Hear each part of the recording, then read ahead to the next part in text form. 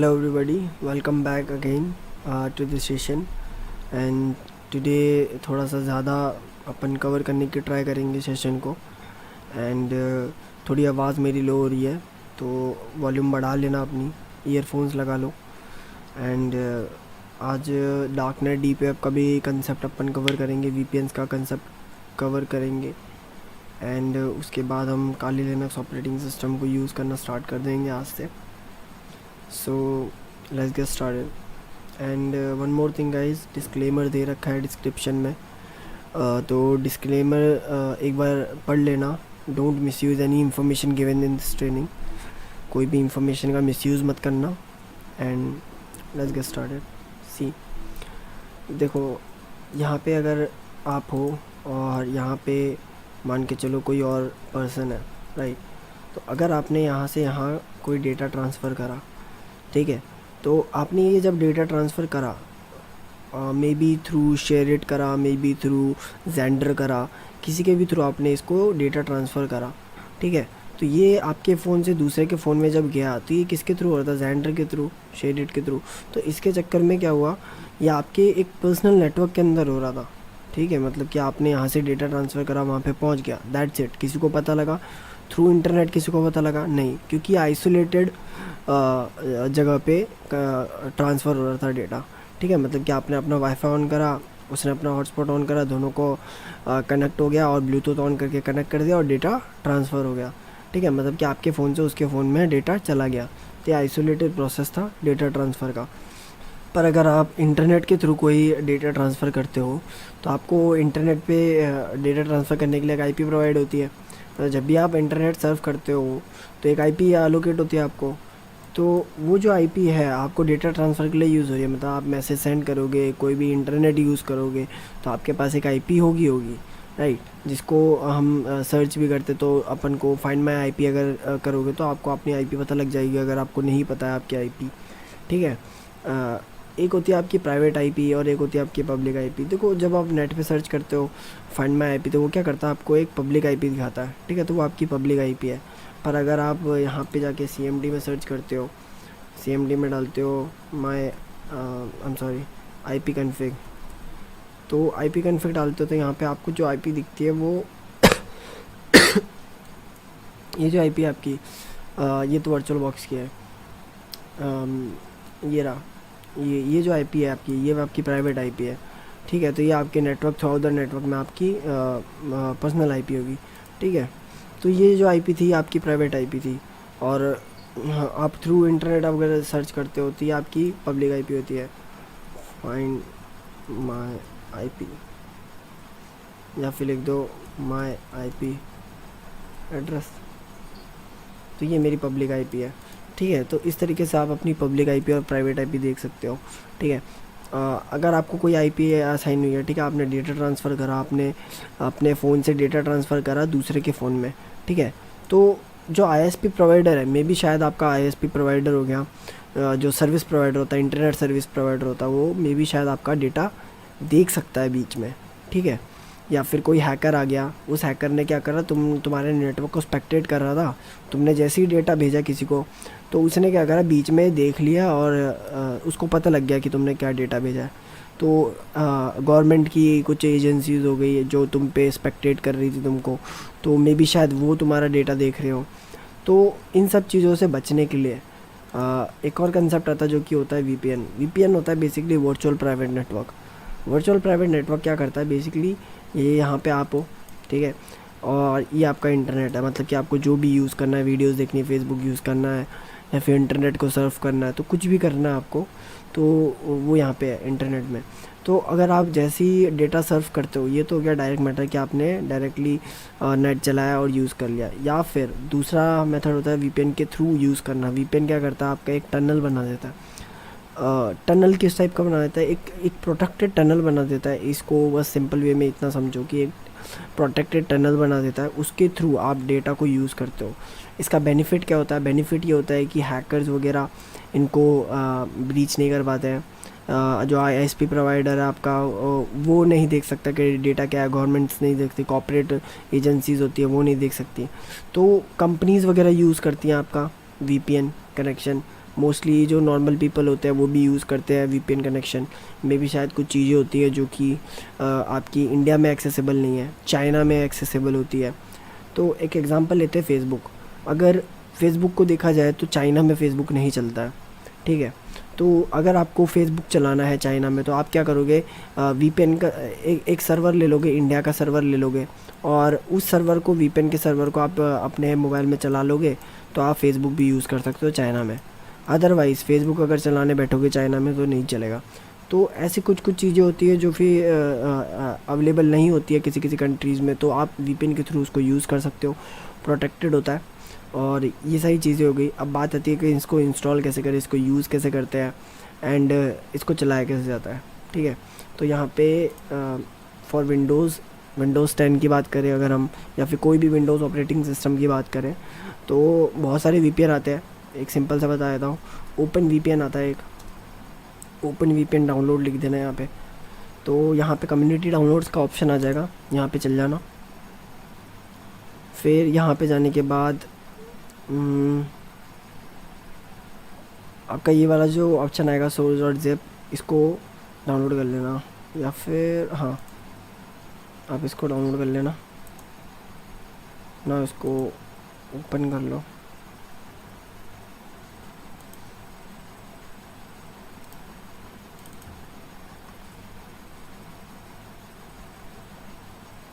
आई guess ये सब file इसने दे दी है, लीव इट, इसको डाउनलोड मत करना। 64 बिट इंस्टॉलर को डाउनलोड कर लो, या तो आपको ये लास्ट वाला डाउनलोड करना है, 64 बिट इंस्टॉलर को। इंस्टॉल पे क्लिक कर देना। एक पहले ये CLI मोड में भी आता था, अब ये GUI बेस्ड आता है, तो ज़्यादा बेटर है।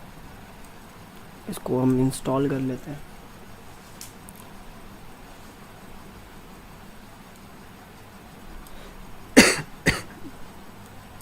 जब तक ये इंस्टॉल हो रहा है तब तक आगे हम देख लेते हैं। देखो, जब भी हम इसको इंस्टॉल कर लेते हैं तो इंस्टॉलेशन प्रोसेस के बाद, अच्छा सॉरी, कंप्लीट हो चुका है। अब ये बोल रहा है कि इसकी कॉन्फ़िगरेशन फाइल हमको करनी पड़ेगी। अब देखो, ये जो है ये आपका बेसिकली यहाँ पे आपका ओपन GUI वीपीएन करके एक आ गया आपका एक छोटा सा आइकन। आपको यहाँ पे इंपोर्ट फाइल करनी पड़ेगी, ठीक है। तो इसको इंपोर्ट करने के लिए सबसे पहले आपको एक फ़ाइल डाउनलोड करनी पड़ेगी, जिसे हम सर्वर फाइल बोलते हैं, कॉन्फ़िगरेशन फाइल बोलते हैं, ठीक है। तो ओपन वीपीएन की कॉन्फ़िगरेशन फाइल कैसे करोगे, ओपन वीपीएन बुक डाल दो, फिर डाल देना ID password, open VPN book ID password. जैसे आप ये डालोगे तो यहाँ पे ये आ जाएगा VPN बुक, ये वाला 100% करके। तो ये जो 100% वाला करके लिंक जो आया था, यहाँ पे आपका कुछ पेज इस तरीके से दिखेगा। जैसे आपको ये पेज दिख गया, आपको यहाँ पे कोई सा भी सर्वर डाउनलोड कर लेना, आपको जो अच्छा लगे उसके हिसाब से। देखो US1 वाला जो है ये बेसिकली अच्छी खासी अपलोडिंग स्पीड देता है, ये वाला डाउनलोडिंग स्पीड देता है। DE4 भी डाउनलोडिंग स्पीड अच्छी देता है, बाकी ये अच्छा है। एंड फ्रांस वाला भी मैंने यूज़ करा है, ये भी अच्छा है। तो आप यहाँ से इसको डाउनलोड कर सकते हो। ये यहाँ पे डाउनलोड हो गया, एंड इसको क्लोज़ कर दो। अब जैसे ये डाउनलोड हो जाएगा, आपको बस इसको ओपन करना है, एंड इसको कर देते हैं हम एक्सट्रैक्ट, डाउनलोड्स में ही कर देते हैं।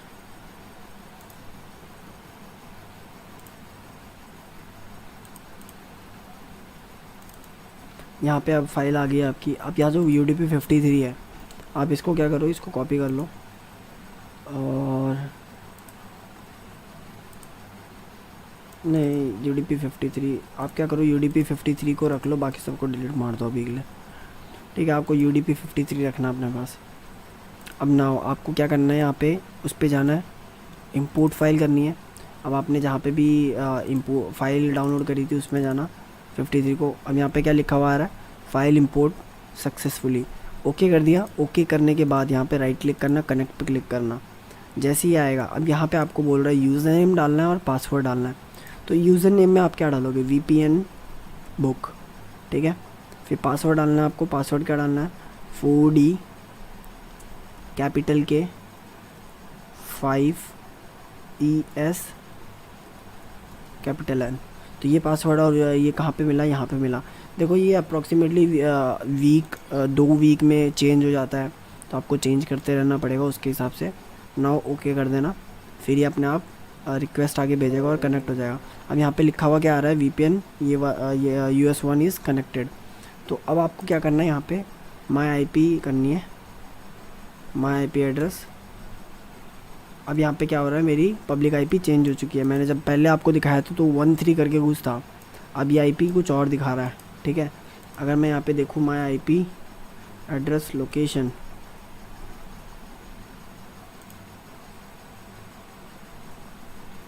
तो चेक करें तो ये दिखा रहा है कंट्री कोई और ही दिखा रहा है यहाँ पे, ठीक है।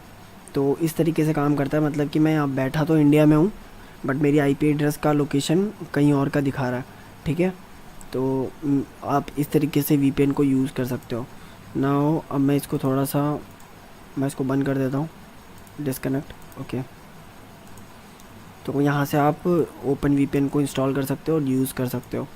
अब आते हैं काली लिनक्स पे, तो काली लिनक्स ओपन करते हैं।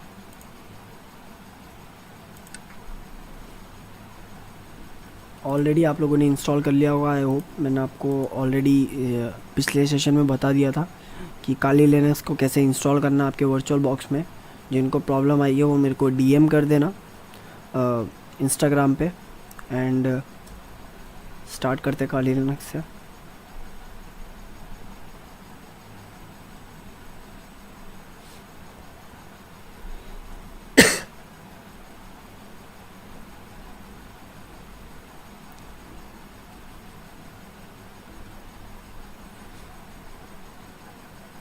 एंड आई होप आप लोगों को वो वाला क्वेश्चन समझ आ गया होगा जो मैंने डाला हुआ था लिंक्डइन पे। सो मोस्टली अभी भी कुछ बच्चे हैं जो उसका आंसर गलत डाल रहे हैं। मैंने उनको पहले भी बोला था कि एक बार वीडियो देख लो, चेक कर लो, उसके बाद ही आंसर देना, क्योंकि मैंने आंसर दे दिया फिर भी वो उनके दिमाग में मिसकंसेप्शन है कि वो वीडियो बिना देखे आंसर अभी भी दे रहे हैं, क्योंकि वो देखने में तो सिंपल है पर देखा जाए एक्चुअल में तो वो बहुत डिफरेंट है। तो देखो यहाँ पे आपका VPN कनेक्शन का ऑप्शन पहले से ही आता है। ऐड अ VPN कनेक्शन करना, फाइल इंपोर्ट कर लेना, पासवर्ड डाल देना, सेम वही स्टेप है, कोई डिफरेंस नहीं है। यहाँ पे आप GUI बेस्ड में कर सकते हो, ठीक है। अदरवाइज़ अगर टर्मिनल पे जाते हो तो यहाँ पे टर्मिनल पे ऑलरेडी दे रखा है VPN का। मैं इसको दिखाता हूँ थोड़ा सा, एक सेकेंड। ओपन VPN अगर आप डालते हो तो यहाँ पे ऑलरेडी एक इसका एक पैकेज आता है।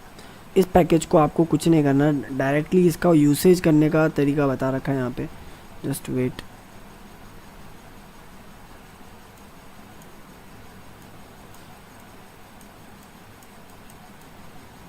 देखो ओपन VPN को यूज़ करने का तरीका यहाँ पे बता रखा होगा।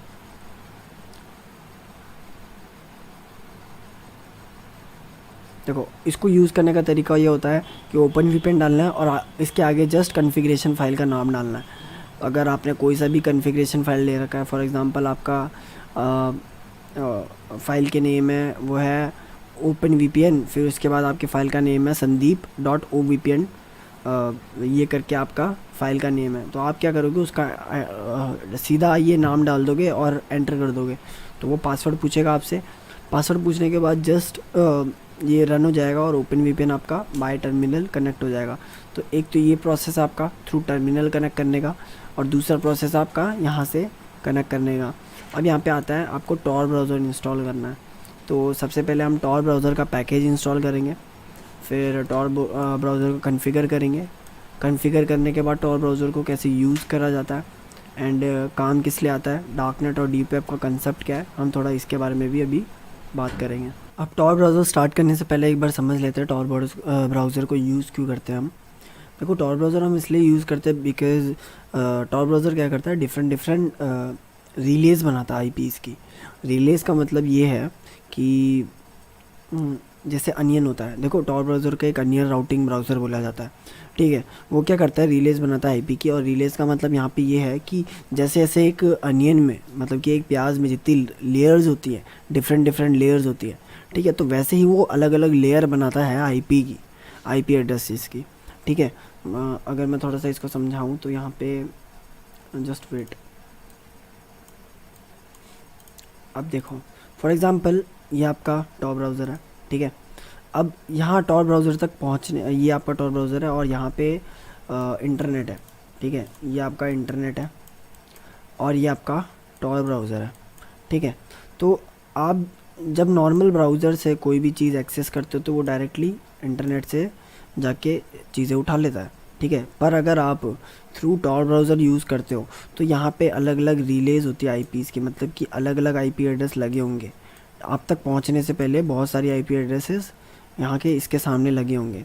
दैट मीन्स आपका इंटरनेट कनेक्शन तो स्लो हो जाएगा पर आपको प्रोटेक्शन ज़्यादा मिलेगी। फॉर एग्ज़ाम्पल, अगर आप कुछ सर्व कर रहे हो,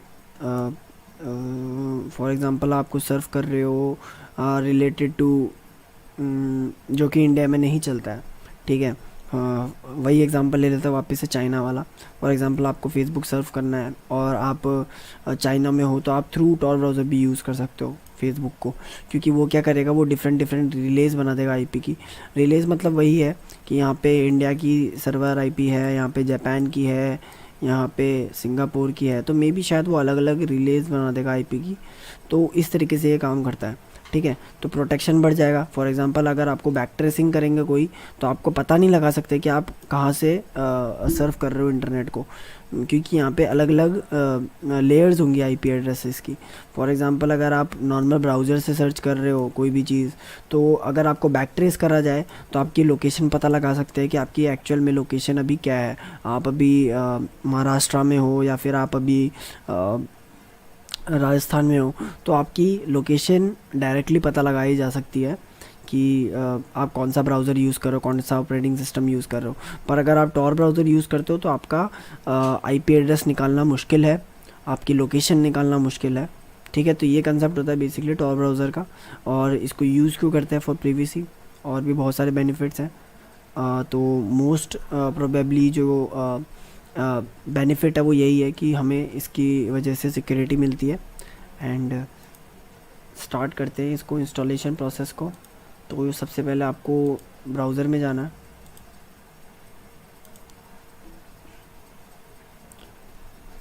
लेट मी सी मेरा इंटरनेट चल रहा है कि नहीं।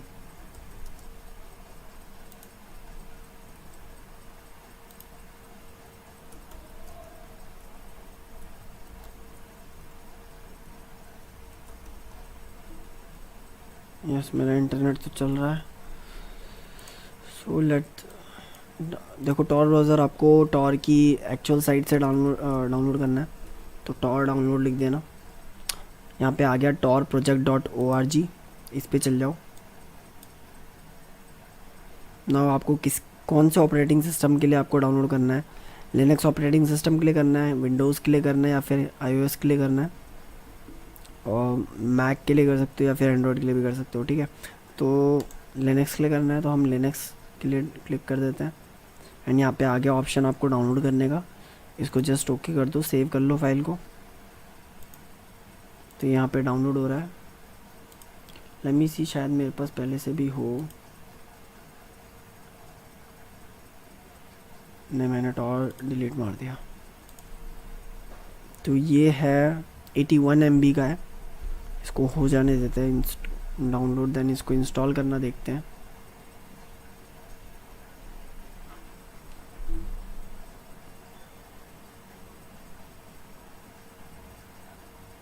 देखो, इसको इंस्टॉल करने के बाद इसको कॉन्फ़िगरेशन भी करना पड़ेगा बिकॉज़ ये डायरेक्टली चलता नहीं है। एंड GUI वर्जन आपको मिल जाएगा, बट बिफोर डैट आपको एक कमांड लगानी पड़ेगी, उसके बाद ही चलेगा ये। सो हो जाने देते हैं इसको इंस्टॉल। कोई थर्ड पार्टी वेबसाइट से आप इसको डाउनलोड मत करना, मोस्ट प्रोबेबली इसकी जो मेन वेबसाइट है वहीं से आप इसको डाउनलोड करना। एंड इसको अनजिप कर लेते हैं।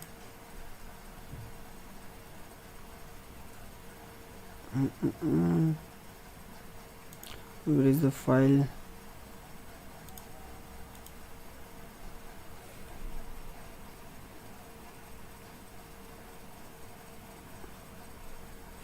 आई गेस आ गया होगा यहाँ पे, ये रहा। तो यहाँ पे आपकी फ़ाइल कुछ इस तरीके से दिखेगी। इसको कट कर देते हैं एंड ब्राउज़ में जाते हैं। यहाँ पे एक फ़ाइल होगी स्टार्ट टॉर ब्राउज़र करके, तो आपको क्या करना है, इस फाइल के अंदर जाना है पहले तो। जैसे इसको ओपन कर दो, माउस पैड में ओपन कर दो, लीफ पैड में भी ओपन कर सकते हो, माउस पैड में भी ओपन कर सकते हो। अब यहाँ पे आपको क्या करना है, फाइंड करना है। जस्ट यहाँ पे एक फ़ाइल है, उसको फाइंड करो, कंट्रोल F। अगर इसमें काम नहीं कर रहा क्या, कंट्रोल F आ गया।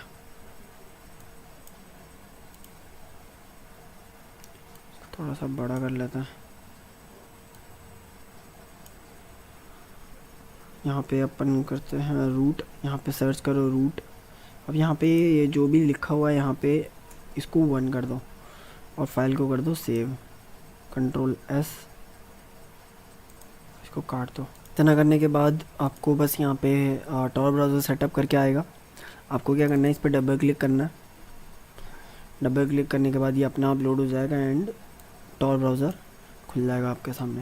देखो टॉर ब्राउज़र का जो यहाँ पे सर्च इंजन दे रखा है वो है डक डक गो गूगल से ज़्यादा सिक्योर है। तो मोस्टली अगर आप जब भी काली लिनक्स यूज़ करते हो तो डक सर्च इंजन को यूज़ करना ये ज़्यादा बेटर है। और मे भी शायद अगर आप दूसरा सर्च इंजन यूज़ करना चाहते हो तो यूज़ कर सकते हो, अदरवाइज़ टॉर ब्राउज़र में ये बेस्ट है। एंड इसके बाद अगर आप कुछ भी सर्व करते हो तो वो मोर प्राइवेटली सर्च होगा। एंड अब बात करते हैं हम थोड़ा सा डार्कनेट और डीप नेट के बारे में। अब देखते हैं डार्कनेट और डीप वेब का concept. So just wait. Okay, तो देखो यहाँ पे फर्स्ट ऑफ ऑल वापस से मैं डिस्क्लेमर की बात कर लूँ तो don't misuse any information, we are not responsible for anything if you misuse any information. आगे स्टार्ट करते हैं टाइप्स ऑफ वेब। तो बेसिकली 2 टाइप के वेब्स होते हैं, सरफेस वेब होता है और एक हिडन वेब होता है। सरफेस वेब में आपका गूगल हो गया, जितना भी आप कुछ यूज़ कर रहे हो अभी तक देखा जाए तो आप इंटरनेट को जितना भी यूज़ कर रहे हो वो सरफेस वेब है। मतलब कि गूगल को यूज़ कर रहे हो, Bing.com, अमेज़न से चीज़ें मंगा रहे हो, फेसबुक यूज़ कर रहे हो, इंस्टाग्राम यूज़ कर रहे हो, तो वो सारा सरफेस वेब में यूज़ कर रहे हो। ठीक है, जितना भी अभी तक सोचते आ रहे हो कि इंटरनेट इतनी ही है, तो इतना ज़्यादा जितना भी आप सोच रहे हो कि इंटरनेट इतना बड़ा है, तो that's all are surface web. आप जो जितना भी देख रहे हो वो सरफेस वेब है। ठीक है, फिर दूसरा होता है हिडन वेब। इन सब के अलावा जितना भी आप नहीं जानते हो वो सारा का सारा हिडन वेब है। ठीक है, तो हिडन वेब के भी अंदर 2 पार्ट आती है। पहला आता है आपका डीप वेब, दूसरा आता है आपका डार्क वेब। तो डीप वेब और डार्क वेब के बारे में हम थोड़ा पढ़ते हैं। देखो नॉर्मली क्या होता है, सरफेस वेब के अंदर याहू आ गया, गूगल आ गया, Bing.com आ गया, तो ये सारी चीज़ें आपकी कहाँ में आ रही है, किस में आ रही है, ये आपके आ रहा है सरफेस वेब के अंदर। और अगर डीप वेब की बात करें और डार्कनेट की बात करें तो इन दोनों को मिला के अगर देखा जाए तो 96% ऑफ डेटा, मतलब 96% of internet you are not aware of. मतलब इतना ज़्यादा 96% आपको पता ही नहीं है कि इंटरनेट और भी है जिसके बारे में आप अवेयर नहीं हो कि इतनी सारी चीज़ें और भी चल रही हैं दुनिया में।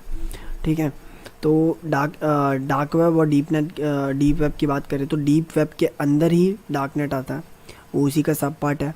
पर अगर डीप वेब की बात करें तो एकेडमिक्स डेटा हो गया, मेडिकल रिकॉर्ड्स हो गया, फाइनेंशियल हो गया, लीगल डॉक्यूमेंट्स हो गए, साइंटिफिक रिपोर्ट्स हो गई, तो ये सारी जितनी भी चीज़ें रिकॉर्ड्स वगैरह हो गया, डेटाबेसेस होंगे, तो ये सब डीप वेब में मिल जाएगा आपको।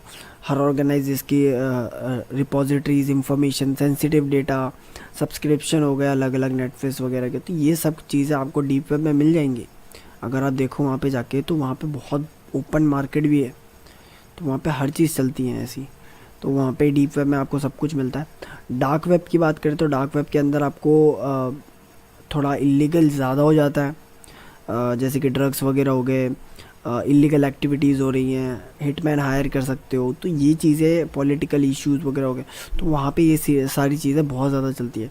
तो डार्क नेट और डीप वेब को अगर देखा जाए तो ऑलरेडी इनमें बहुत ज़्यादा इलीगल एक्टिविटीज़ हो रही है। That's why we are not allowing you to access that particular internet. ठीक है, आप उसको यूज़ ना ही करें तो ज़्यादा बेटर है। फॉर एक्सप्लोर पर्पस आप देख सकते हो कि एक्चुअल में होता क्या है, किस तरीके से यूज़ होता है, कैसे कैसे एक्सेस करते हैं, ये सही चीज़ें हम बताएंगे इसमें। पर फॉर माय सजेशन ना ही यूज़ करो तो ज़्यादा बेटर है। मे बी शायद हम उन सब चीज़ों में घुसना ही नहीं, ज़्यादा बेटर है, प्रीफर करेंगे जिनमें प्रॉब्लम हमें कम आए, राइट। तो फॉर एजुकेशन पर्पस आप देख सकते हो for illegal purpose can't suggest you to explore that particular part. तो वो सारी चीज़ें आप मत ही देखना, तो ज़्यादा बेटर है। एंड इसको एक्सेस कैसे करते हैं और इसमें होता क्या क्या है, तो उसके बारे में ऑलरेडी बता दिया मैंने डीप वेब में क्या क्या होता है। डार्क नेट के बारे में बात करें तो ड्रग्स वगैरह, इलीगल ये सारी चीज़ें, जितनी भी एक्टिविटीज़ होती है वो सारी डार्क नेट में होती हैं। नेक्स्ट आता है आपका हाउ टू एक्सेस। तो इसको एक्सेस करने का मैंने ऑलरेडी इंस्टॉलेशन बता दिया है कि टॉर ब्राउज़र से अपन एक्सेस कर सकते हैं इन सब चीज़ों को। तो टॉर ब्राउज़र यूज़ होता है, इंस्टॉलेशन प्रोसेस ऑलरेडी कवर कर चुके हैं हम। तो यहाँ पे टॉर ब्राउज़र से हम इसको यूज़ कर सकते हैं। रीज़न क्या था टॉर ब्राउज़र को टॉर ब्राउज़र से यूज़ करने का, तो मैंने आपको बताया था कि ये क्या करता है, रिलेज़ बना देता है अलग अलग आईपी की। तो उससे ना बैक ट्रेसिंग मुश्किल हो जाती है, मतलब आपकी आईपी एड्रेस को फाइंड करना मुश्किल हो जाता है। तो नॉर्मली हैकर्स क्या करते हैं, हैकर्स और टॉर ब्राउज़र यूज़ करते हैं ऐसी चीज़ों को सर्व करने के लिए, ताकि जब जब बैक ट्रेसिंग हो तो उनकी आईपी एड्रेस को ढूंढना मुश्किल हो, उनकी लोकेशन को ढूंढना मुश्किल हो। That's why they are using Tor browser.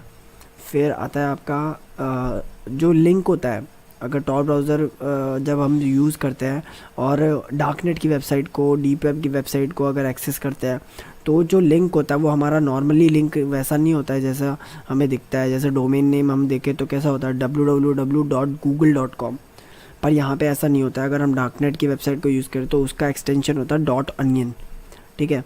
और ये भी नहीं है कि आपके रीडेबल फॉर्मेट में आपका लिंक आएगा।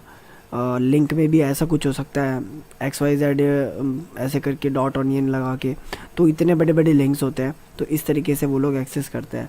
अगर एग्जांपल देखें तो 10CIA करके एक है, डीप नेट पे एक वेबसाइट आती है, तो ये उसका लिंक दे रखा है मैंने यहाँ पे।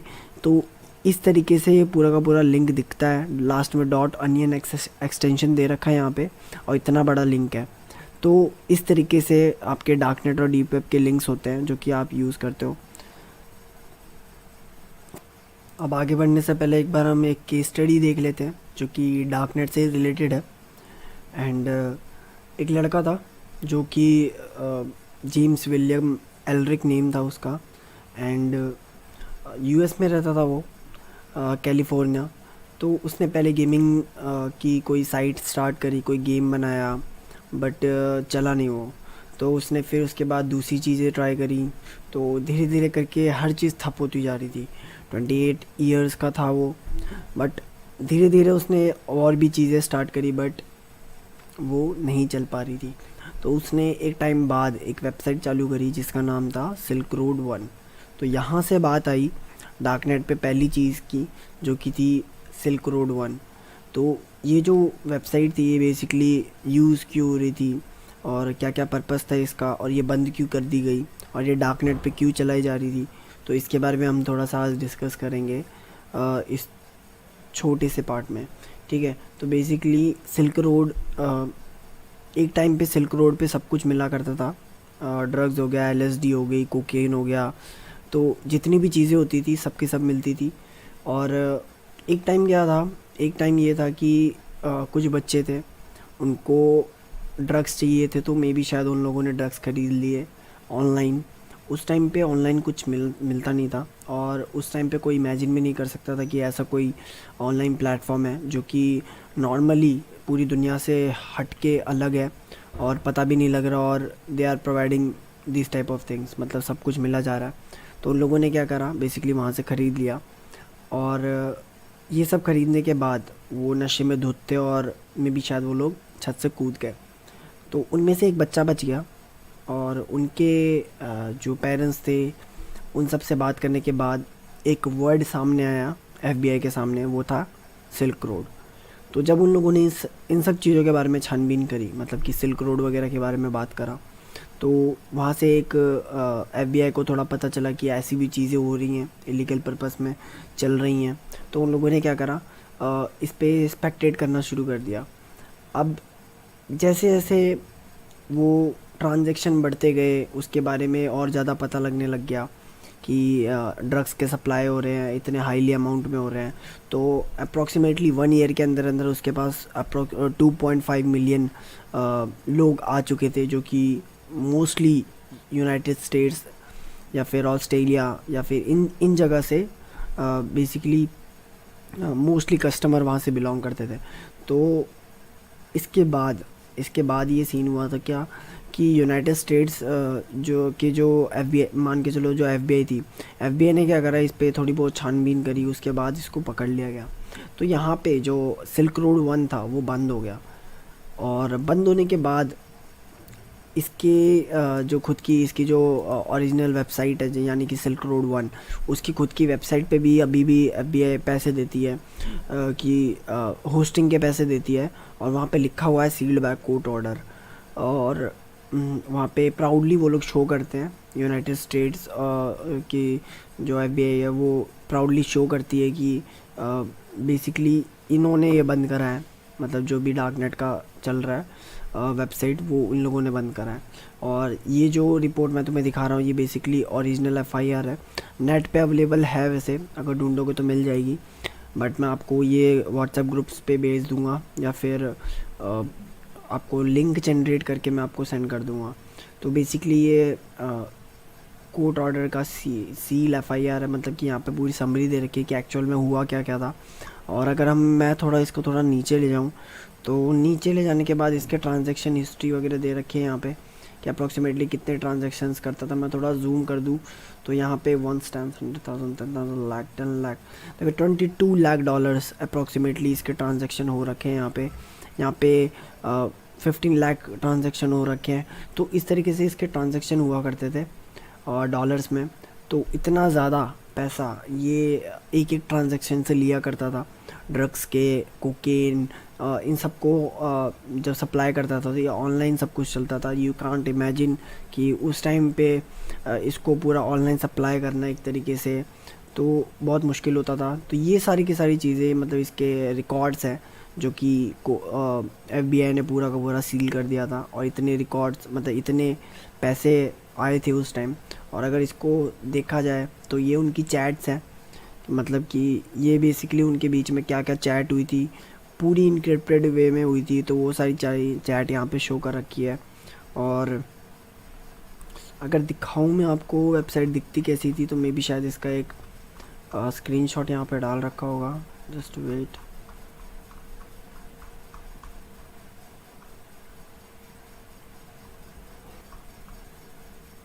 तो यहाँ पे आपकी वेबसाइट का स्क्रीनशॉट डाल रखा है। एंड यहाँ पे जस्ट ज़्यादा कुछ नहीं है, इसको जस्ट सिंपली बहुत ज़्यादा सिंपली वे में बना रखा है। यहाँ पे जस्ट आपको सर्च करना है और जो भी आपको चाहिए और उसकी बिलिंग हो जाएगी, दैट्स ऑल। इतना ज़्यादा कुछ था नहीं इस वेबसाइट में। बस यहाँ पे जो ट्रांजैक्शन हुआ करते थे वो बहुत ज़्यादा हाई अमाउंट में हुआ करते थे। तो ये एक केस स्टडी थी सिल्क रोड पे, जो कि डार्कनेट से रिलेटेड थी। तो डार्कनेट पे ऐसे बहुत सारी चीज़ें मिलती है, अभी भी चल रही हैं बहुत सारी सिल्क रोड के नाम से वेबसाइट्स चल रही है।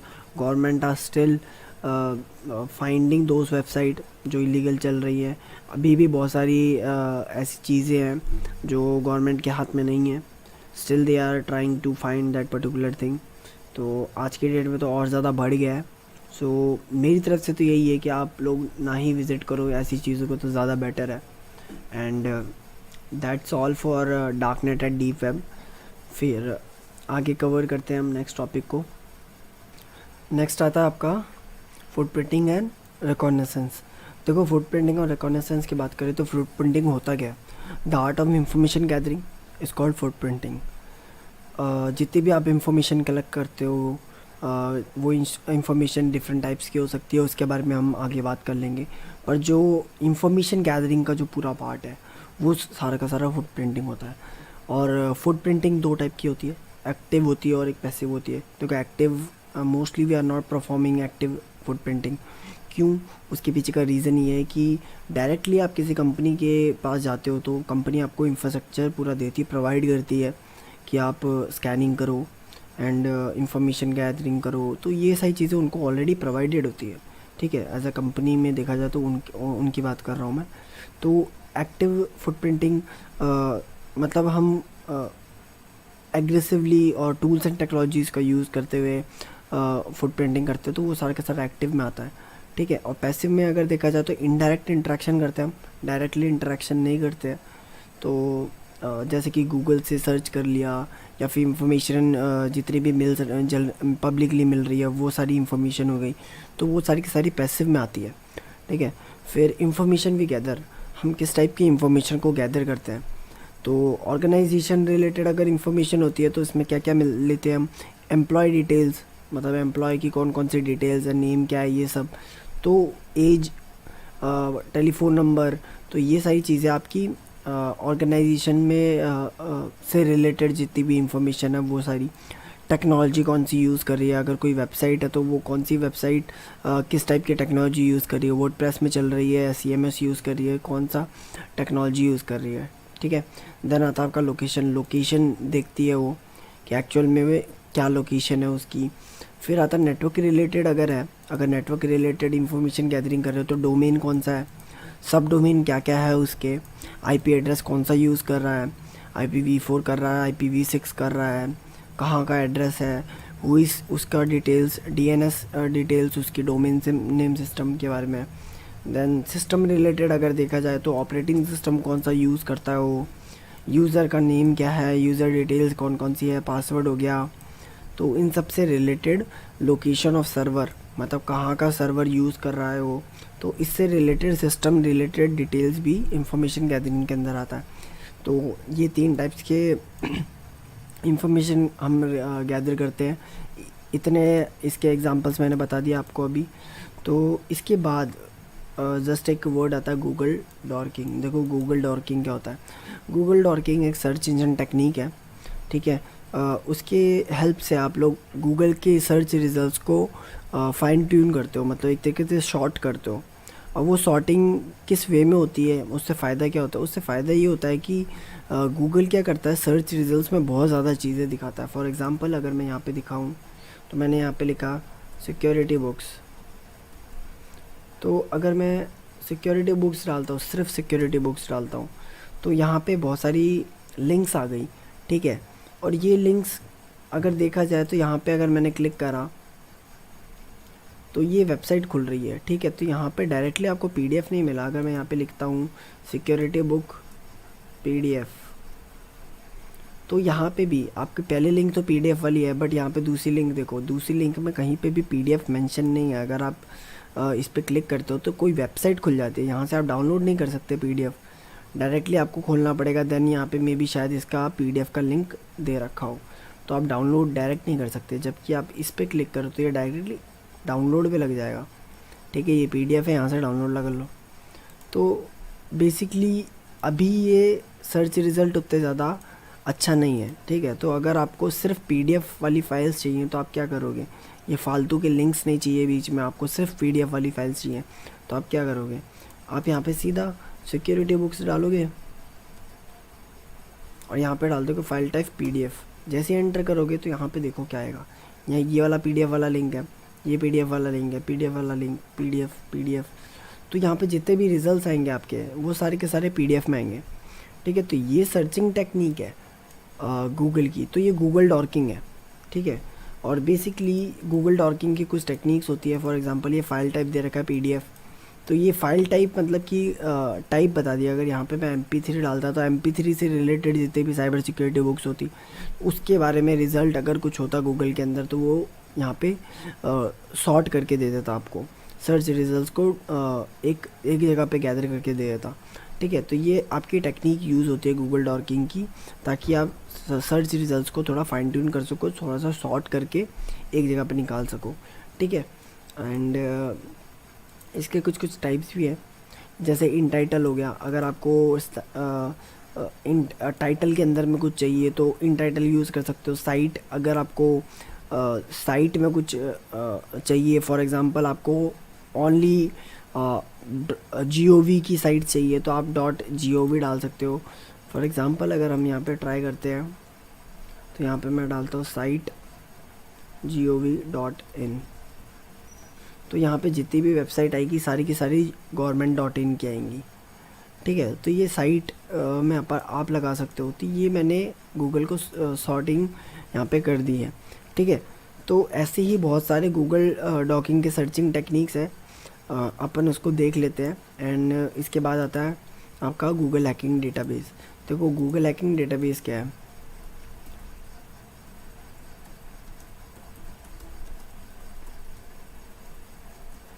गूगल हैकिंग डेटाबेस बेसिकली आपका एक्सप्लॉइट डीबी के अंदर आता है।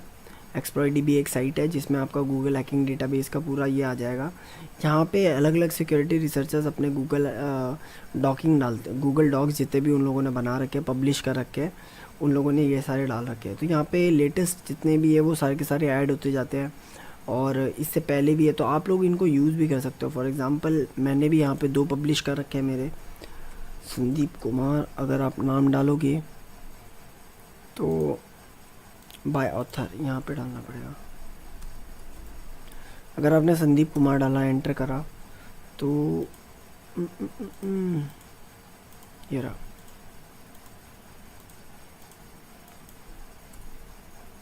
तो मेरे नाम से यहाँ पे 2 गूगल डॉक पब्लिश हैं। तो अगर देखा जाए, अगर आपको यूज़र नेम और पासवर्ड चाहिए लॉग फाइल्स के अंदर, तो आप ये जो गूगल डॉक है ये यूज़ कर सकते हो। इस पर जस्ट क्लिक करो, ये यहाँ पे ऐड हो जाएगा, और यहाँ पे जितने भी साइट्स दे रखे हैं, यहाँ पे यूज़र नेम और पासवर्ड इनके टेक्स्ट के अंदर रिफ्लेक्ट कर रहा है। तो ये जितने भी गेट रिक्वेस्ट हैं और जिनमें पासवर्ड और यूज़र नेम रिफ्लेक्ट कर रहा है, तो वो सारे के सारे रिज़ल्ट यहाँ पे गूगल शो कर रहा है। ठीक है, तो अगर आपको ऐसे ही जितने भी डॉक्स यूज़ करने हैं, तो आप गूगल हैकिंग डेटाबेस में भी जाके देख सकते हो कि एक्चुअल में गूगल हैकिंग डेटाबेस में कौन कौन से आपको डॉक्स मिल रहे हैं। फॉर एग्ज़ाम्पल यहाँ पे सबसे पहला वाला देख लेते हैं। अगर हमें लाइव वेबकैम्स की भी बात करें, अगर हमें वो देखना है, तो हम क्या कर सकते हैं, यहाँ पे इतने सारे दे रखे हैं यहाँ पे, इनमें से कोई सा भी एक क्लिक कर दो। जैसे कि हमने ये वाला खोल लिया, तो ये डॉक क्या करता है, ये बेसिकली तुम्हारा वेबकैम XP5 वाला जितने भी है वो सारे के सारे यहाँ पे शो कर रहा है। अब इसको एक ओपन करके देख लेते हैं। तो ये मोबाइल व्यू है, ये अभी लाइव है, किसी का ये जो भी कैमरा है ये ऑन है अभी, तो ये सारा का सारा शो कर रहा है। आप ये आपको लाइव कैप्चर करके दिखा रहा है डेटा। और मे बी दूसरा करके देख लेते हैं।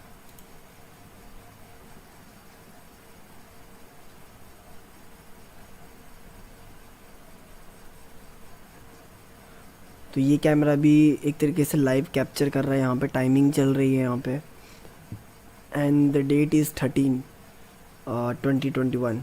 सो ये एकदम लाइव कैप्चर कर रहा है। एंड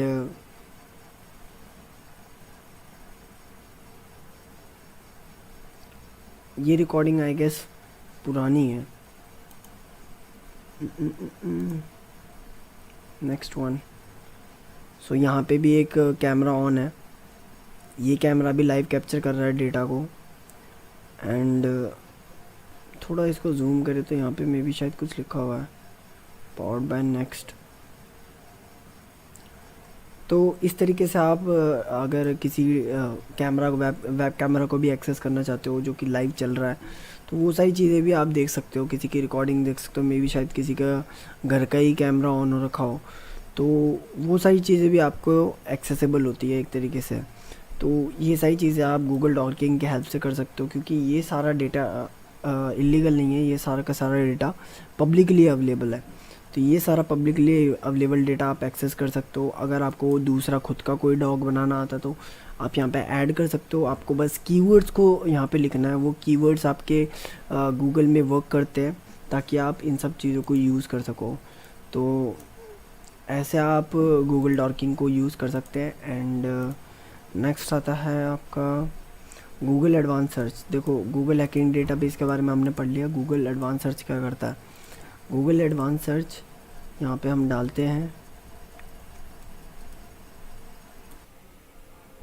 गूगल एडवांस सर्च क्या करता है बेसिकली, गूगल एडवांस सर्च में आपको जहाँ पे कुछ भी सर्च करना है वो वर्ड आपको यहाँ पे डालना है। फॉर एग्ज़ाम्पल मेरे को सर्च करना है CEH, तो मैंने यहाँ पे CEH डाल दिया। एंड इसके बाद अगर आपको ये रेंज वगैरह डालनी है तो आप डाल सकते हो, अदरवाइज़ यहाँ पे लैंग्वेज चूज़ करने के लिए बोल रहा है तो लैंग्वेज चूज़ कर लो। हम लैंग्वेज चूज़ कर लेते हैं हिंदी। एंड रीजन चूज़ कर लेते हैं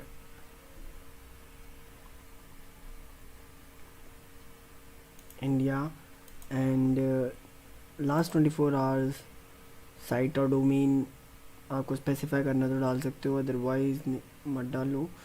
terms of pairing, file type any format, तो अगर आप सर्च करते हो तो ये जितनी भी चीज़ें थी, ये जितने भी रिजल्ट्स है, ये 24 आवर्स के अंदर अंदर अपलोड हुई हैं जो कि सी एस से रिलेटेड है। तो ये सारी चीज़ें आप गूगल एडवांस सर्च के अंदर आती है, तो आप गूगल एडवांस सर्च को भी इस तरीके से यूज़ कर सकते हो। एंड इसके बाद आता है आपका डोमेन। देखो बेसिकली डोमेन क्या होता है। डोमेन आपको अगर यहाँ पे एक्सप्लेन करूँ तो डोमेन बेसिकली इस तरीके से समझो, जैसे www.google.com है, तो ये जो है ये डोमेन नेम है, ठीक है, ये डोमेन हो गया आपका। पर अगर सब डोमेन की बात करें तो क्या, जैसे कि abc.google.com, तो ये जो डोमेन के बाद में, मतलब डोमेन से पहले जितना भी कुछ है तो ये सब डोमेन होता है। मतलब कि इससे पहले XYZ या फिर tech.google या फिर info.google या फिर student.google, तो कुछ भी डोमेन से पहले आता है तो वो सब डोमेन होता है, वो बेसिकली उसको सब डोमेन बोला जाता है, ठीक है। फिर हमारा आता है whois domaintool.com।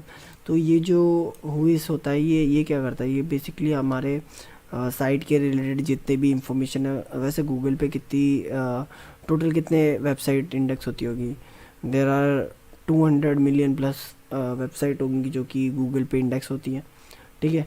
तो उन सब के बारे में डिटेल्स अगर देखा जाए तो whois के पास मिल जाएंगी, ठीक है। तो ये डेटाबेस होता है जिसमें सारी की सारी इंफॉर्मेशन होती है।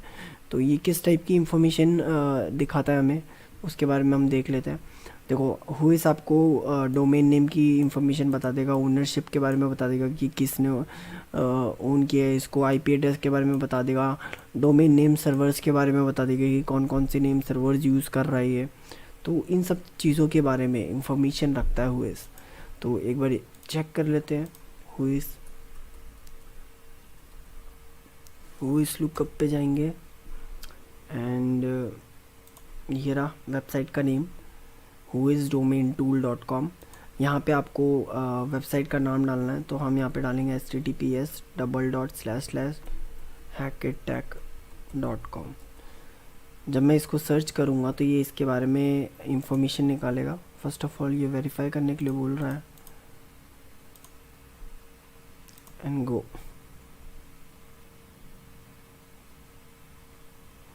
जैसे ही आप इसको वेरीफाई कर लोगे तो यहाँ पे सब कुछ डिटेल्स बता रहा है।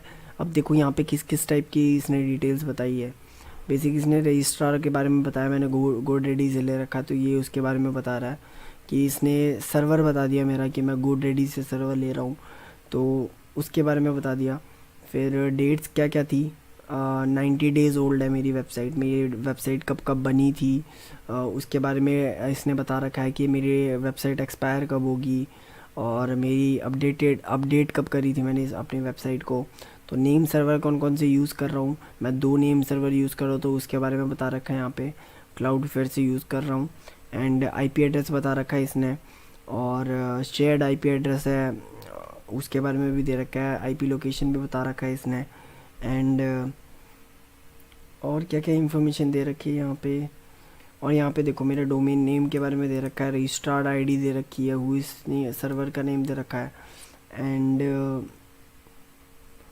और स्टेट कौन सा, रजिस्ट्रेंट स्टेट कौन सा है, राजस्थान है, तो उसके बारे में भी इंफॉर्मेशन दे रखी है यहाँ पे। फ़ोन नंबर वगैरह सब कुछ जितनी भी चीज़ें इंफॉर्मेशन निकल सकती है मोस्टली उन सब चीज़ों के बारे में यहाँ पे शो कर रखा है। तो ये सारी कुछ चीज़ें हैं जो कि हम यूज़ करते हैं इंफॉर्मेशन के निकालने के टाइम। तो whois बहुत अच्छा टूल है इंफॉर्मेशन गैदरिंग के लिए, फुटप्रिंटिंग के लिए, तो आप ये वाला टूल यूज़ कर सकते हो। एंड इसके बाद एक और टूल आता है websitegrindr.com। ये भी वेबसाइट यूज़ होती है ताकि आप स्टेटस चेक कर सको वेबसाइट का, परफॉर्मेंस वगैरह चेक करने के लिए भी यूज़ होता है। तो ये सारी चीज़ें आपको इस वाली वेबसाइट में भी मिल जाएंगी। अदरवाइज़ आपका जो whois डोमेन टूल है ये बेसिकली आपकी इंफॉर्मेशन गैदरिंग के लिए बहुत सही है। डोमेन वगैरह, आईपी एड्रेस वगैरह, डोमेन नेम सर्वर वगैरह, इन सब के बारे में बताया जाता है।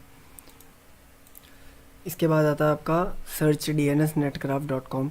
देखो सब डोमेन्स वगैरह फाइंड करने हैं आपको, तो उसकी भी बहुत सारी वेबसाइट्स वगैरह दे रखी है ऑनलाइन। और अगर आपको थ्रू टूल्स फाइंड करना है तो और बहुत सारे टूल्स भी दे रखे हैं। सब लिस्टर एक टूल आता है, बहुत अच्छा पावरफुल टूल है जो कि सब डोमेन फाइंड करता है। एंड अगर वेबसाइट की बात करें तो एक सर्च डीएनएस करके एक नेटक्राफ्ट की है। इसको अगर हम चेक करें तो अगर इस वेबसाइट पे जाते हैं तो बेसिकली ये देखो यहाँ पे सर्च डीएनएस है। ये क्या है, ये आपका सब डोमेन है। और ये netcraft.com क्या है, ये आपका डोमेन है। तो यहाँ पे आपने साइट कंटेन कर दिया और यहाँ पे अगर आपने डाल दिया फॉर एग्ज़ाम्पल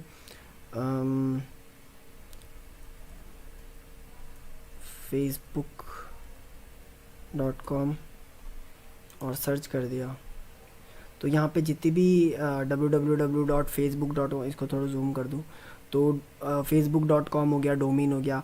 ये l.facebook.com तो ये सब डोमेन हो गया। ये business.facebook.com सब डोमेन है। ऐप हो गया, वेब एम, तो ये जितने भी यहाँ पे शो हुए हैं ये सारे के सारे सब डोमेन्स है फेसबुक के। ठीक है, तो जितने भी शो हो रहे हैं, एक तो ये वेबसाइट हो गई। इस वेबसाइट से आप जितने भी सब डोमेन्स वगैरह है netcraft.com, तो इससे आप सब डोमेन्स वगैरह फाइंड कर सकते हो। और फिर अगर हम बात करें दूसरे टूल्स की तो एक और आता है। उस टूल का नाम है पेंटेस्ट टूल करके। Just wait a second.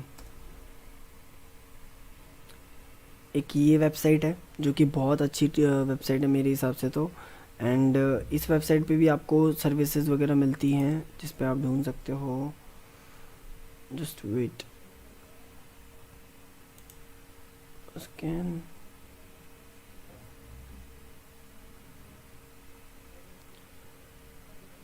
देखो अगर आपको सब डोमेन्स वगैरह फाइंड करने हैं तो आप इस वेबसाइट से देख सकते हो। गूगल डॉकिंग से करना है तो वो भी देख सकते हो आप। आपको फ्री स्कैन्स मिलते हैं, वो भी 2। तो आप 2 फ्री स्कैन यूज़ कर सकते हो। फॉर एग्ज़ाम्पल अगर मैं यहाँ पे करता हूँ सब डोमेन का, मैं यहाँ पे क्लिक करता हूँ और यहाँ पे मैं वेबसाइट का नाम डाल देता हूँ फॉर एग्ज़ाम्पल facebook.com। तो ये मेरे को स्कैन करके देगा बेसिकली। सब डोमेन स्कैन करके देखा कि फेसबुक कितने यूज़ करते हो तो ये स्कैनिंग चालू हो जाएगी। अब यहाँ पे आईपी के साथ आपको यहाँ पे शो कर रहा है। तो ये सब डोमेन्स है फेसबुक के। तो ये वेबसाइट भी बहुत अच्छी वेबसाइट है, लाइट स्कैन कर रहा है अभी। एंड ये आपको शो कर देगा यहाँ पे। तो एक तो ये हो गया। और दूसरा अगर हम बात करें तो और क्या क्या करता है ये, डोमेन नेम वगैरह फाइंड करना है, डोमेन के कौन कौन से डोमेन्स यूज़ कर रहा है। वेबसाइट स्कैनिंग करनी है तो आप यहाँ से कर सकते हो। तो ये जितनी भी चीज़ें कर रहा है, ये रिकॉर्ड करनी है वेबसाइट की इंफॉर्मेशन गैदर करनी है तो आप यहाँ से कर सकते हो। फॉर एग्जांपल वेबसाइट रिकॉर्ड करते हैं तो मैंने यहाँ पे डोमेन डाल दिया hackitech.com, स्कैन चालू। सो अभी लाइट स्कैन करेगा ये।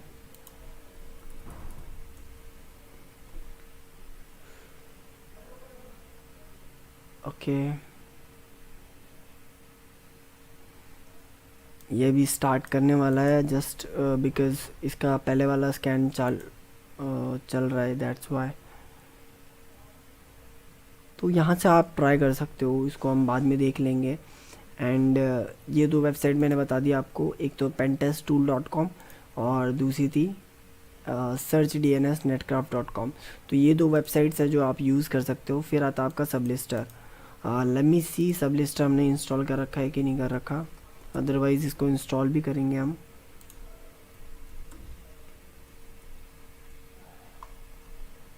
Just wait.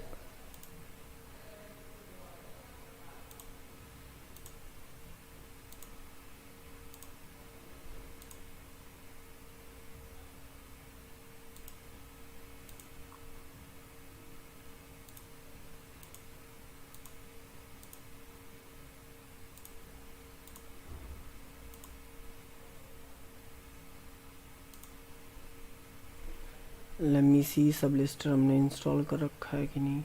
यस, हमने सबलिस्टर को इंस्टॉल कर रखा है। तो यहाँ पे जस्ट देखो, अगर आपने सबलिस्टर इंस्टॉल नहीं कर रखा तो आपको नेट से डाउनलोड करना पड़ेगा।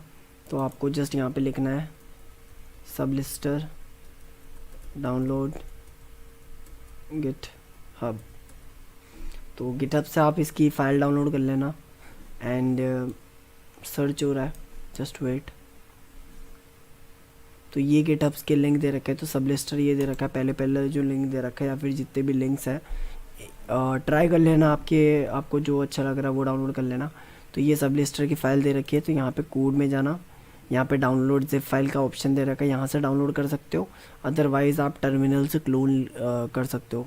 तो अगर क्लोन करना है तो वहाँ पे सीधा लिख देना क्लोन, और फिर ये जो लिंक है ये डाल देना, तो आपका ये फ़ाइल डाउनलोड हो जाएगा। अदरवाइज़ आप डायरेक्ट भी डाउनलोड कर सकते हो, आपकी फ़ाइल में आ जाएगा, डाउनलोड फाइल्स के अंदर आ जाएगा, तो वहाँ से डाउनलोड कर सकते हो। तो ये मैंने ऑलरेडी डाउनलोड कर रखा है, मैं यहाँ पे इसको एलएस करता हूँ। और यहाँ पे जो फाइल है वो पाइथन फाइल है, तो आपको इसको पाइथन से चलाना पड़ेगा। Make sure you have install your Python, update कर रखा है आपने। तो यहाँ पे पाइथन 3 sublist.py और लास्ट में आपको हाइफन हेल्प, लेट मी सी।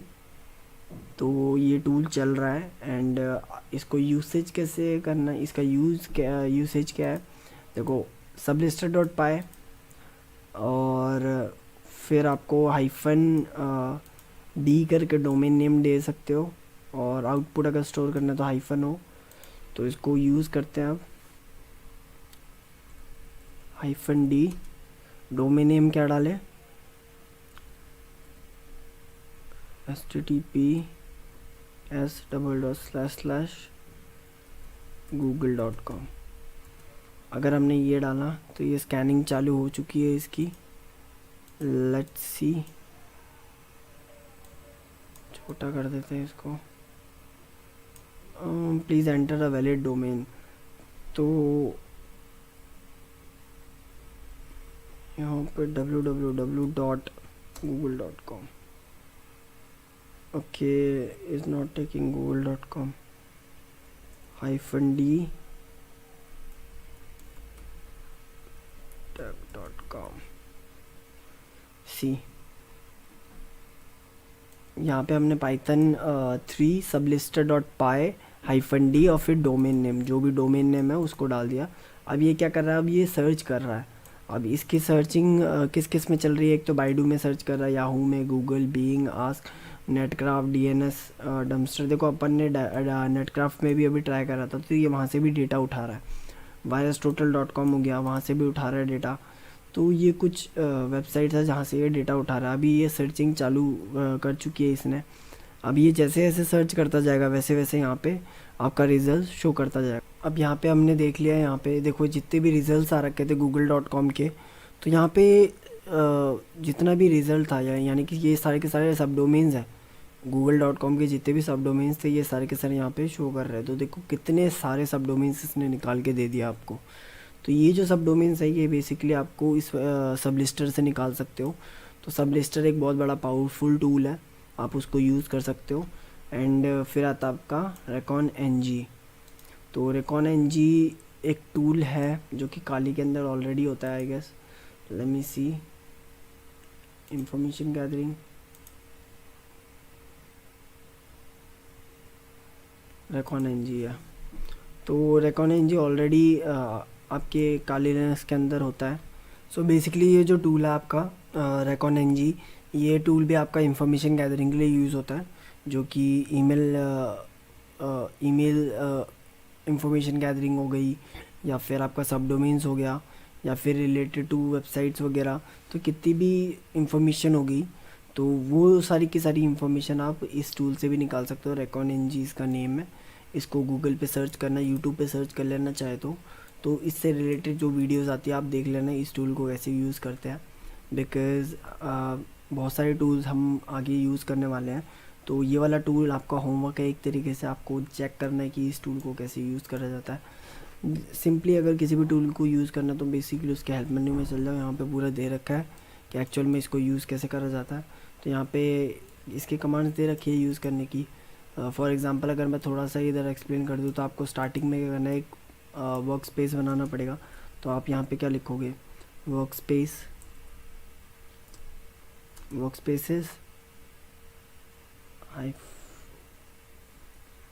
फिर ये क्या बोल रहा है, यूसेज इसका ऐसे है, तो आपको एक क्रिएट करना पड़ेगा। तो आप वर्क स्पेसेस को क्रिएट कर लो। जैसे कि वर्क स्पेस आपने क्रिएट करा WP1 से द सेंटर, तो ये एक वर्क स्पेस इसने क्रिएट करके दे दिया। तो आपको इस तरीके से इसको यूज़ करना है। तो इसका एक्चुअल यूसेज वगैरह, इसको कैसे कैसे यूज़ करा जाता है, आप इसको चेक कर लेना इंटरनेट पे। एंड नेक्स्ट अपन स्टार्ट करते हैं।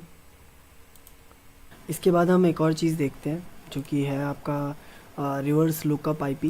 देखो रिवर्स लुकअप आईपी आपकी दो साइट्स होती हैं, दो तीन साइट मैं आपको बताया तो अभी हैंड टू हैंड, जो कि आपकी रिवर्स लुकअप के लिए काम आती है। देखो रिवर्स लुकअप होता क्या है एक्चुअल में, ये बेसिकली आपका, अगर आपको समझाऊँ तो आप google.com अगर डालते हो तो उसकी आईपी सर्च करके देता है, ठीक है। तो अगर आप आईपी डालोगे तो उसके बदले जो उसका डोमेन है, जो भी उसका डोमेन नेम है, उसके बारे में इंफॉर्मेशन दे देगा कि इसका डोमेन नेम ये है, ठीक है। फॉर एग्जांपल अगर मैं 8.8.8.8 डालता हूँ, तो अगर रिवर्स लुकअप करूँ तो इससे अगर कोई भी वेबसाइट अगर कनेक्टेड है तो उसके बारे में इंफॉर्मेशन दे देगा, जैसे कि ये पर्टिकुलर आईपी डोमेन नेम है उसका DNS गूगल, ठीक है। तो DNS गूगल इसका डोमेन नेम है, ठीक है, जो कि इस आईपी से कनेक्टेड है। मतलब कि अगर आपको रिवर्स लुकअप करना है, रिवर्स चेक करना है कि आईपी से, अगर आपको चेक करना है कि डोमेन नेम क्या है, तो आप इस तरीके से चेक कर सकते हो। अदरवाइज़ अगर आप CMD में पिंग करते हो, पिंग google.com, तो उसकी आईपी शो कर देता है, ठीक है। और उस आईपी से अगर आपको चेक करना है कि उस पर्टिकुलर आईपी में कौन सा डोमेन नेम है, तो आप यहाँ से रिवर्स लुकअप कर सकते हो, ठीक है। तो एक और वेबसाइट है, ये रही hackertarget.com। ये वेबसाइट भी बहुत अच्छी है रिवर्स लुकअप के लिए। अगर यहाँ पे मैं डालता हूँ 8.8.8.8 एग्ज़ाम्पल लेने के लिए कर रहा हूँ, और यहाँ पे आपको इसको सेलेक्ट करना पड़ेगा। Okay, find DNS record. अब यहाँ पे जितनी भी IP एड्रेस आई है, देखो यहाँ पे इसने बहुत ज़्यादा ही मतलब इंफॉर्मेशन दे दी है जो कि इससे कनेक्टेड थे। तो इसने CN लिंक वगैरह भी डाल रखे हैं यहाँ पे। तो बेसिकली ये सारे के सारे इतने ज़्यादा रिज़ल्ट शो कर रहे हैं यहाँ पे, वैसे इतने ज़्यादा शो नहीं करने चाहिए थे। तो आपको देखो कभी भी कोई भी वेबसाइट या टूल डायरेक्टली एक करेक्ट आंसर नहीं शो करेगा, ठीक है। तो आपको कम से कम 1 से 2 टूल्स को यूज़ करना पड़ेगा, या फिर 1 से 2 वेबसाइट्स को यूज़ करना पड़ेगा, ताकि आप एक करेक्ट आंसर पे जा सको, ठीक है। तो आपने वो वाली वेबसाइट यूज़ कर ली mxtoolbox.com, और एक hackertarget.com हो गया, और एक और वेबसाइट है यहाँ पे reverse-ip-dnstool.com। ये वेबसाइट भी मैंने यूज़ कर रखी है। यहाँ पे भी आप अगर यहाँ पे डालते हो 8.8.8.8, तो यहाँ पे लुकअप करते हो तो ये शो करता है आपको रिज़ल्ट। dev8.com की एक शो कर रहा है, और एक इस वेबसाइट से भी शो कर रहा है। तो इस तरीके से आप यहाँ पे रिजल्ट्स देख सकते हो अलग अलग वेबसाइट से। एक दो और वेबसाइट चेक कर लेता है, whatsmyip.com।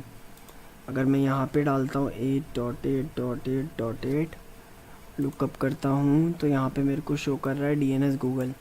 तो ये वेबसाइट भी हमको होस्ट नेम सही प्रोवाइड कर रही है।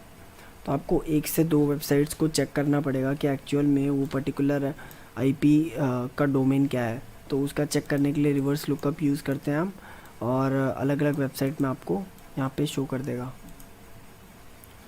इन सब के बाद क्या आता है, वीबैक मशीन। वेबैक मशीन क्या करता है, बेसिकली आपकी वेबसाइट पहले कैसे दिखा करती थी, 2 साल पहले, 3 साल पहले, 10 साल पहले, जैसी भी बनी हुई थी वेबसाइट, उसके बारे में बताता है कि वो कब कब कैसी कैसी बनी हुई थी, और क्या क्या फ्लॉज थे उसमें, वो भी मिल सकता है आपको। फॉर एग्ज़ाम्पल अगर मैं hackitack.com की निकालूँ ब्राउज हिस्ट्री, तो यहाँ पे शो होगा, जस्ट वेट। तो way back machine basically past history बताता है एक्चुअल में वेबसाइट कैसे दिखा करती थी। तो अगर मैं 2020 की देखूं, तो इसकी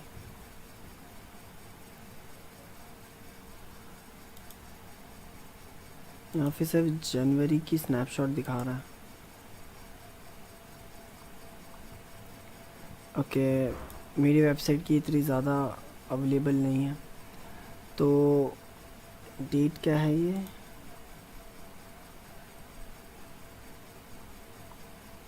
uh, 18 जैन की यहाँ पे मेरे को शो कर रहा है, टाइमिंग दे रहा है 5 बजे अप्रॉक्स। तो ये उसका स्नैपशॉट हो। तो मेरी वेबसाइट कुछ इस तरीके से दिखती थी 18 जैन पे। मेरी वेबसाइट की इतनी ज़्यादा डिटेल्स यहाँ पे दे नहीं रखी है, बिकॉज़ मेरी एक स्टैटिक वेबसाइट है, मैंने ज़्यादा इन्फॉर्मेशन डाल नहीं रखी थी। एंड अगर हम यहाँ पे देखें facebook.com की, तो जस्ट वेट। तो यहाँ पे पूरा डेटा दे रखा है, यहाँ पे स्नैपशॉट्स दे रखे हैं। तो अगर हम देखें 1999 की, तो 1999 में जनवरी 5 की हम देखें, और 1999 की बात करें 8 बजे, तो लेट्स सी वेबसाइट कैसी दिखती थी। Just wait.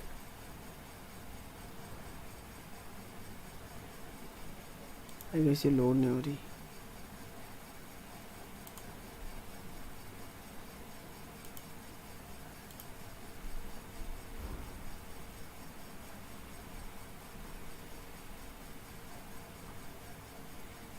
इंटरनेट थोड़ा स्लो चल रहा है मेरा। Let's see. तो इस डेट को फॉरवर्डन 403 फॉरवर्डन एरर दे रहा था ये। And let's see. ओके, जो ये जितने भी ये दे रहा है ये ऑरेंज कलर में, ये सारे के सारे फॉरवर्डन एरर्स है। Now let's see for this one. मेरा इंटरनेट थोड़ा स्लो चल रहा है, that's why it's taking too much time. Let's see.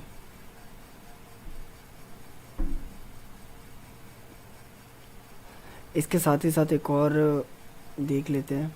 Late me C. Okay, एक ये टूल है,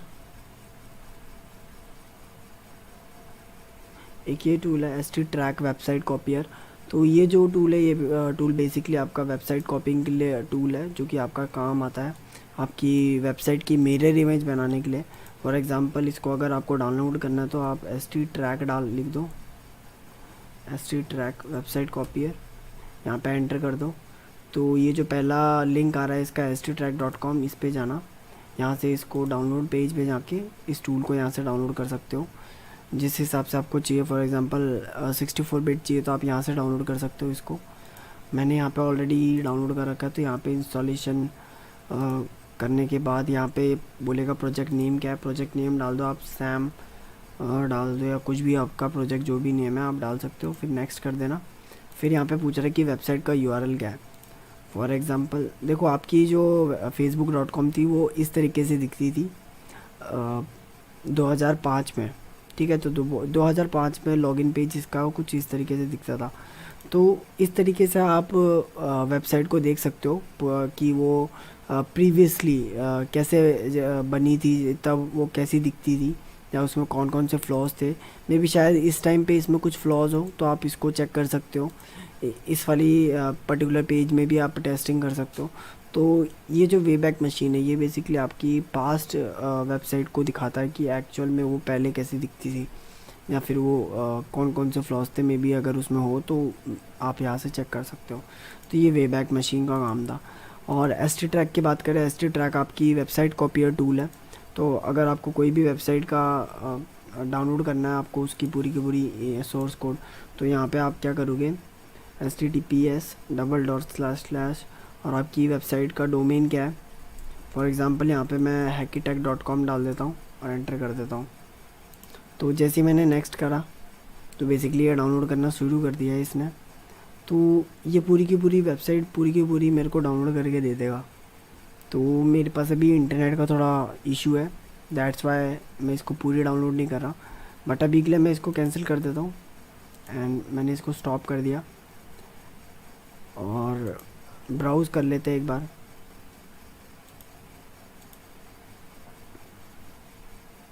तो बेसिकली ये कहाँ पे डाउनलोड हुई है, लेट्स सी।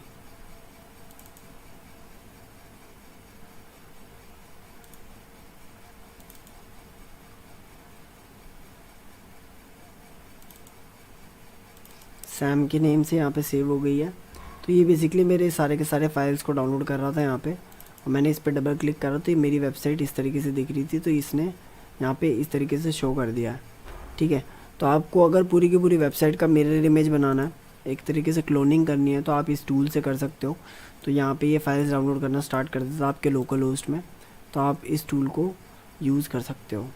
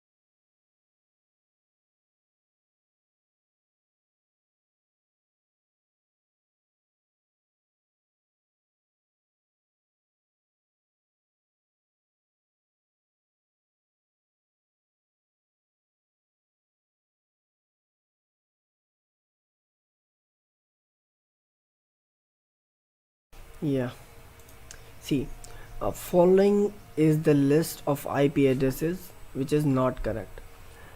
192.168.233.432, फिर next one is 123.43683435, right.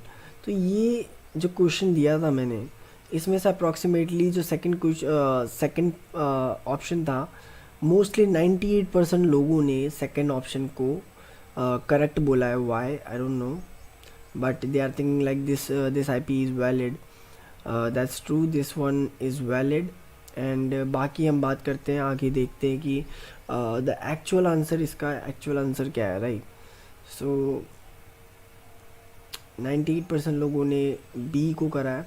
Let's see उनका सही है या फिर गलत है।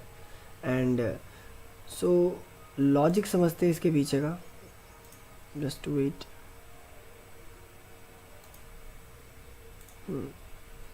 सी, IPv4 एड्रेस होता है वो आपका 4 बाइट्स का होता है, आपका 32 बिट का होता है। अगर उसको नोटेशन में देखें, डॉटेड नोटेशन में, तो A.B.C.D होता है, राइट। इसी नोटेशन में होता है। But the thing is, in entire world, हमारे पूरी दुनिया में अगर देखा जाए तो ऐसा कोई भी सिस्टम नहीं है, कंप्यूटर सिस्टम, सर्वर या फिर कुछ भी ऐसा नहीं है जो कि IP एड्रेस को डॉटेड नोटेशन में स्टोर करता हो। Same as DNS concept. DNS क्या करता है? डोमेन नेम सिस्टम है। वो क्या करता है, फॉर एग्जांपल google.com था, तो google.com को बिहाइंड द सीन क्या चल रहा है, उसके पीछे IP एड्रेस स्टोर हो रहा है।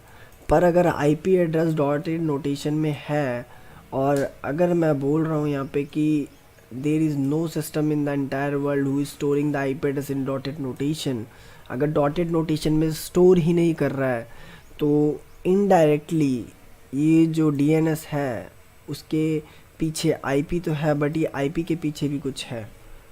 सो डॉटेड नोटेशन में नहीं स्टोर हो रहा, तो किस नोटेशन में स्टोर हो रहा है? The question is this, right. तो इसको थोड़ा समझते हैं। देखो, IP एड्रेस को अगर हम कन्वर्ट करते हैं बाइनरी में, तो बाइनरी में जाता है। तो बाइनरी कहाँ से स्टार्ट होता है? 0 से 255 की लिमिट जा रही है इसकी, राइट। आई एम सॉरी, 255, ठीक है। तो 255 तक लिमिट जा रही है इसकी। एंड अगर देखा जाए तो 0.0.0.0 की अगर हम बाइनरी फॉर्मेट देखें तो कैसी होगी? 1 2 3 4 5 6 7 8, राइट, 8, देन 8। इसको थोड़ा बड़ा कर देते हैं, 8 एंड 8, राइट। सो ये आपकी बाइनरी नोटेशन हो गई किसकी? 0.0.0.0 की, इस IP एड्रेस की, ठीक है। पर अगर हम देखें इसको, तो ये क्या है? ये बेसिकली इतना पार्ट अगर देखा जाए तो ये ऑक्टेट है, पहला ऑक्टेट, फिर ये दूसरा ऑक्टेट, ये तीसरा ऑक्टेट और ये चौथा ऑक्टेट। कितना हुआ, ये 4 बाइट हो गया, और ये टोटल कितना हुआ 32 बिट हो गया। ये 32 बिट है, दैट मीन्स अगर कोई भी आईपी एड्रेस 32 बिट का है, कोई भी आईपी अगर 32 बिट का है या फिर 4 बाइट का है, that means that particular IP is valid IP. अब इसके पीछे भी लॉजिक्स हैं कि मैं इसके पीछे जो बात कर रहा हूँ इसके पीछे भी लॉजिक है। लॉजिक अभी मैं समझाता हूँ मैं आपको थोड़ी सी देर में, बट अभी के लिए इतना समझो कि this is the binary format for what 0.0.0.0, right. अगर ये बाइनरी फॉर्मेट है इसका, सो अगर हम देखें 255.255.255 की अगर हम बाइनरी नोटेशन देखें तो वो कैसी होगी, वो बेसिकली इस तरीके से होगी 1 1 1 3 4 5 6 7 8। बाइनरी नोटेशन अगर देखें हम 255 की तो वो इस तरीके से दिखेगी, ठीक है। अगर ये जो नोटेशन है ये 255 की है, सो दैट मीन्स इसके पीछे भी कुछ लॉजिक होगा। सो लॉजिक यही है कि this one is the 32 bit और 4 बाइट। तो मैंने यहाँ पे जो लॉजिक समझा आपको इतना समझ आ गया। अब इसके आगे हम प्रोसीड करते हैं। Now let me change the screen.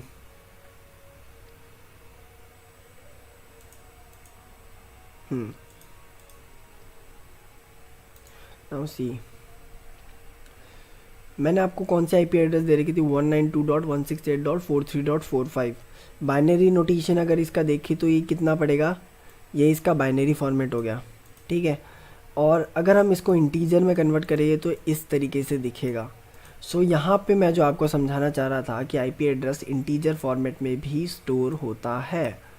अगर आप देखें तो एंटायर वर्ल्ड में ऐसी कोई भी मतलब सिस्टम नहीं है जिसमें डॉटेड फॉर्मेट में ऐसे मतलब इस तरीके से आईपी एड्रेस स्टोर हो रहा है। ये जो भी आईपी एड्रेस स्टोर होता है 4 बाइट या 32 बिट में स्टोर होता है बाइनरी नोटेशन में से, बिकॉज जो आपका सिस्टम है, जो आपका कंप्यूटर सिस्टम है, वो आपके नंबर्स को नहीं समझता, वो सिर्फ 0 और 1 की लैंग्वेज समझता है। That language is binary language. अगर हम इसको कन्वर्ट करें तो ये इंटीजर फॉर्मेट हो गया इसका। एंड इसको कन्वर्ट करने का तरीका होता है फर्स्ट ऑक्टेट कौन सा, वो आपका 192, second octet 168 and third octet is 43 and fourth octet is 45। तो ये आपके अलग अलग ऑक्टेट हो गए। इनको अलग अलग डॉट के बाद सेपरेट कर दो। सेपरेट करने के बाद इनको क्या करना है, इनको मल्टीप्लाई करना है 256 की पावर 3 से। देखो 256 की पावर 3 से अगर इनको मल्टीप्लाई करोगे फिर प्लस करके सेकेंड ऑक्टेट प्लस 256 की पावर 2, फिर उसके बाद 256 प्लस फोर्थ ऑक्टेट। तो ये इसका फॉर्मूला है to calculate dotted notation into integer, ठीक है। मतलब अगर तुम डॉटेड फॉर्मेट को अगर इंटीजर फॉर्मेट में कन्वर्ट करना चाहते हो आईपी एड्रेस को, तो आप ये फार्मूला लगा सकते हो यहाँ पे कि 256 की पावर 3 पहले मल्टीप्लाई कर दिया, फिर 2 कर दिया, फिर 3 मतलब सिंगल कर दिया, एंड देन लास्ट में 0, राइट। तो इनको करने के बाद आपने क्या करा, इनको कैलकुलेट कर लिया। फॉर एग्जांपल यहाँ पे 192, तो यहाँ पे इसकी जगह फर्स्ट ऑक्टेट की जगह 192 आएगा। देन 256 के पावर 3 जो कि इतना होता है, एंड प्लस करके सेकेंड ऑक्टेट में इसकी पावर इतनी होती है वो डाल देंगे, फिर 256 डाल देंगे और दो फोर्थ ऑक्टेट डाल देंगे। तो इनकी वैल्यू यहाँ पे फिल कर दी है, और फिर जो भी स्ट्रिंग बनी that is your integer value. अगर आप इसको इंटरनेट पे चेक करो तो वो फिर भी वर्क करेगा। Let me show you guys, just wait a second.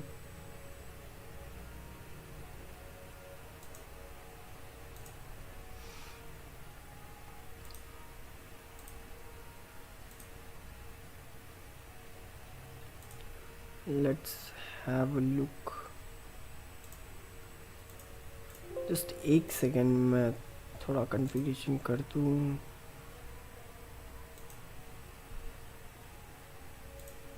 Yes,